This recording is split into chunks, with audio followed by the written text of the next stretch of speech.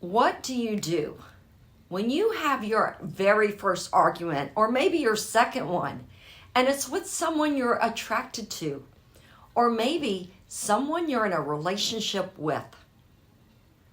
I want you to think back to the last time that you were in a relationship and you had an argument, a disagreement, and let's say it was pretty awful.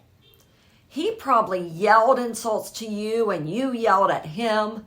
Maybe one of you threw something at each other.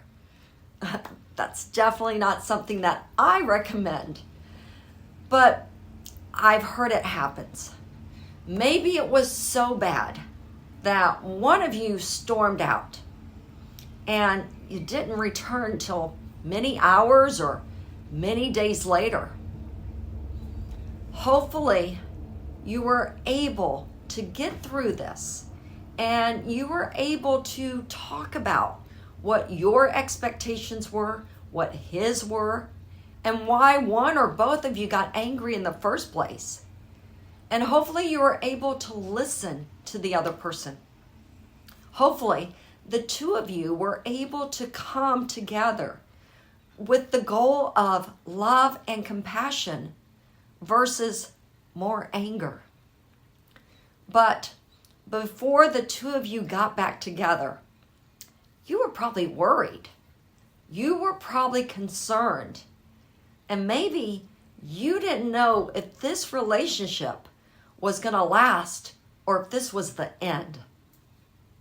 I've seen this many times before. I've seen this with the women and the select heart-centered men that I've worked with. I've heard their stories, and I've experienced this myself personally more times than you can imagine. And I've learned to embrace it. I know that's hard to understand, but I do hope you will learn to feel the same. Because it's quite normal that when you're experiencing something, when you're having something that causes a breakdown in either yourself, the other person, your circumstances, situations, and any experiences, including living through these past 2 years, that I want you to consider that it's actually a good thing. Now, it may not seem like a good thing, especially when you're right in the midst of it.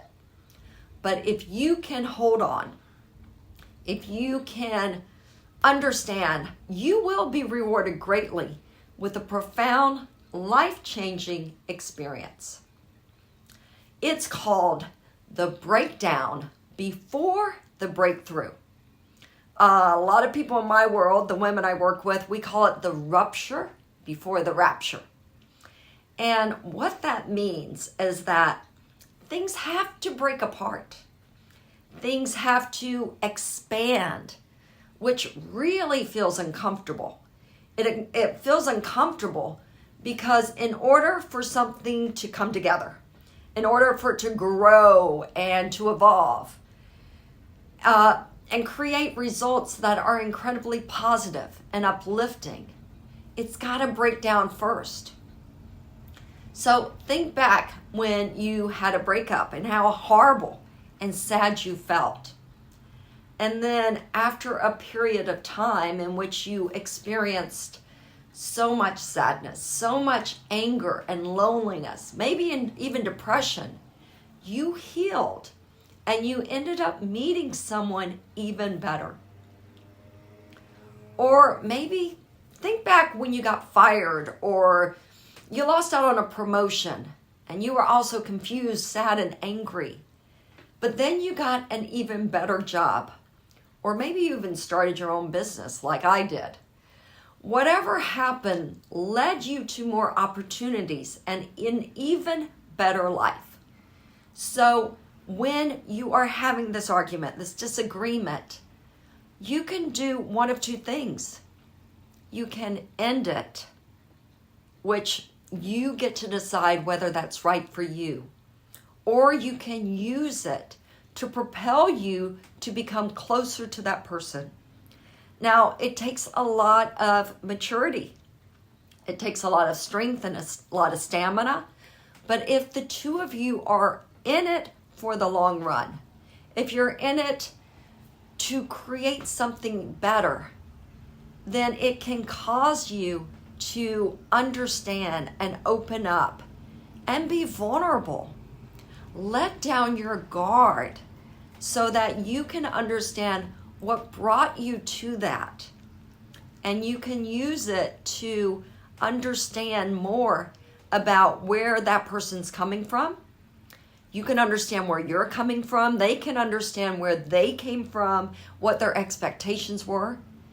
And you can use that as a stepping stone to build a better relationship. You can use it to get to know the person better, but only if both of you are willing to be vulnerable, willing to forgive one another, and move forward so you can get back to love. It's the first step in building a happy, loving relationship. If you'd like to learn more, go to daretodatedifferently.com. I have so much free content on my website in the form of blogs. There's videos. You can get free dating tips if you decide to subscribe to my weekly newsletter. I am here to serve you. I am here to help. And I want to help you learn how to attract the right person for you, how to date, having fun dating and getting to know someone. Because if you choose to be in a relationship, you're going to be dating that other person. Maybe you're not going out, but you're still going to get to know that person. So when you can find the enjoyment in that, you can also find the enjoyment in the relationship that you create.